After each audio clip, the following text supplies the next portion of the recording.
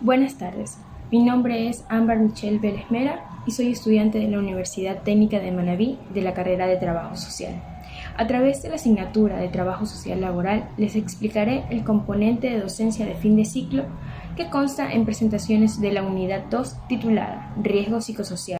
Entonces podemos decir que un riesgo psicosocial laboral es el hecho, acontecimiento, situación o estado que es consecuencia de la organización del trabajo.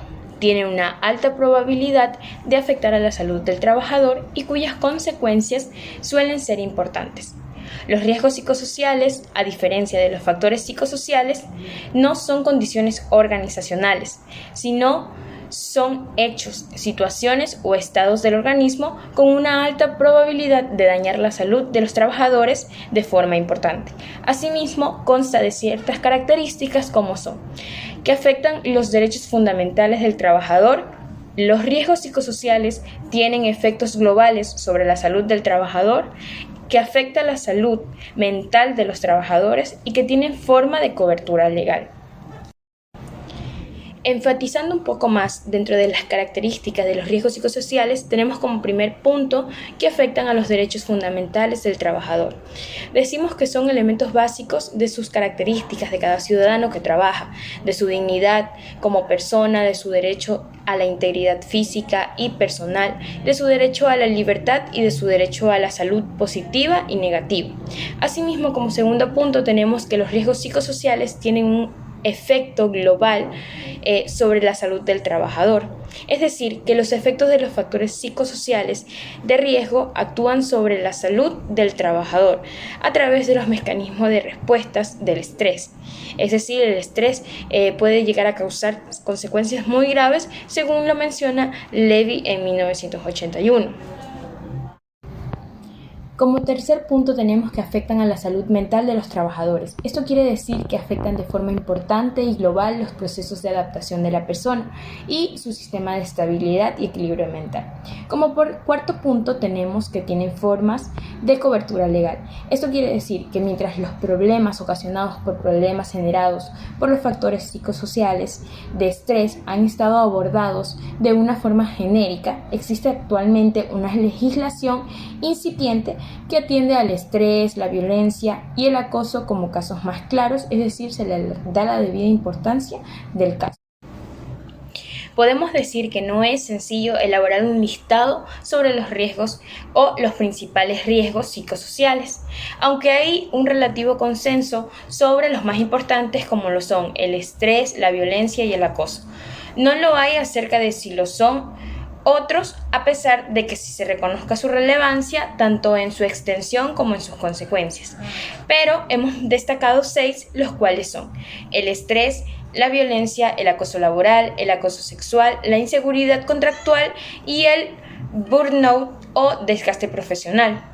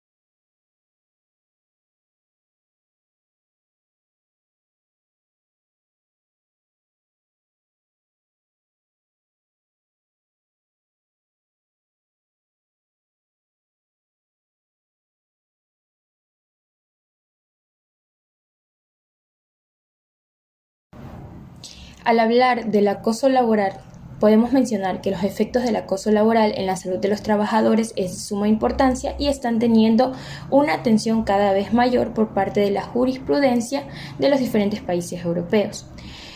Según Einarsen y Skottak en 1996 consideran que se supone una serie de actos negativos en el ámbito laboral como el acoso, la intimidación, la descalificación y entre otras acciones que ofenden a las personas dentro de su ámbito laboral.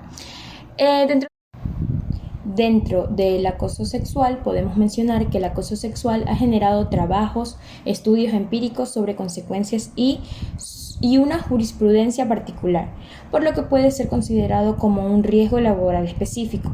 Como tal, es una fuente actual de preocupación e inquietud social, laboral y personal, en no pocos casos. Existen dos tipos básicos de acoso sexual en función de si hay chantaje o no hay chantaje dentro del mismo. El primero es el acoso sexual, conocido técnicamente como el quid pro quo, que es una cosa por otra cosa. Es el chantaje sexual. El segundo es un tipo en donde el acoso sexual es producido en un ambiente hostil. Al hablar sobre la inseguridad contractual, podemos decir que la inseguridad laboral podría definirse como una preocupación general acerca de la existencia del trabajo en el futuro y también como una amenaza percibida de características del trabajo diferentes, tales como la posición dentro de la organización o las oportunidades de carrera. Asimismo, mencionamos 4 aspectos que pueden diferenciar en la seguridad contractual. El primero es el bajo nivel de certeza sobre la continuidad del contrato. El segundo es el bajo nivel de control sobre el número de horas de trabajo y sobre las condiciones del mismo. El tercero es sobre el bajo nivel de protección social, es decir, el desempleo o discriminación. Y el cuarto es el bajo nivel de control sobre la paga o el salario. Esto lo cita Rodgers y Roget en 1989. Asimismo, como último punto tenemos lo que es el burnout o desgaste profesional.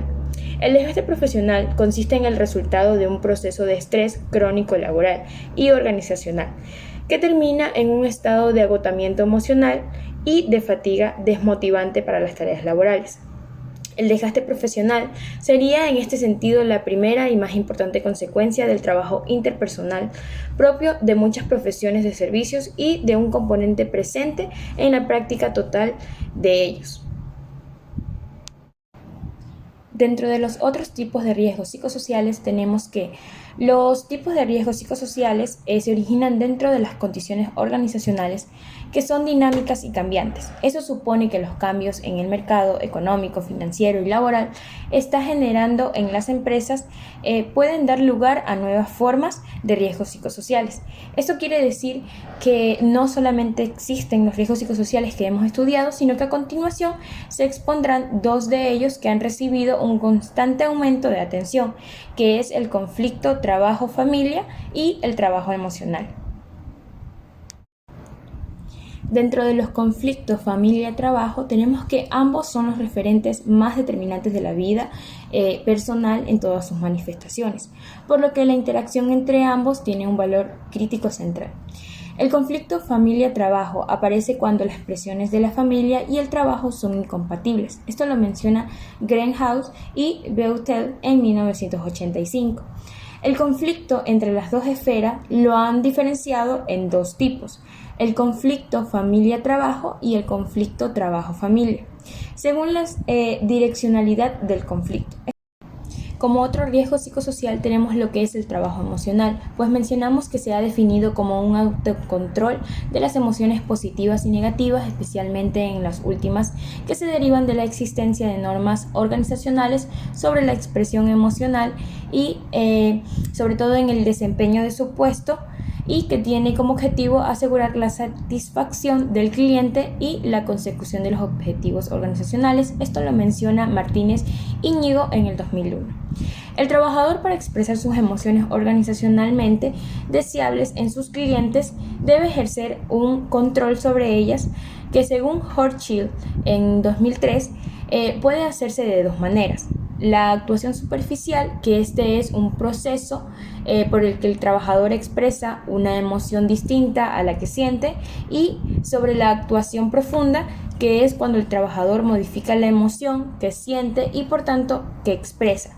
Este control necesita un trabajo cognitivo, pero resulta que en una emoción más auténtica, es decir, no es nada fingida, sino que nace, pero se modifica.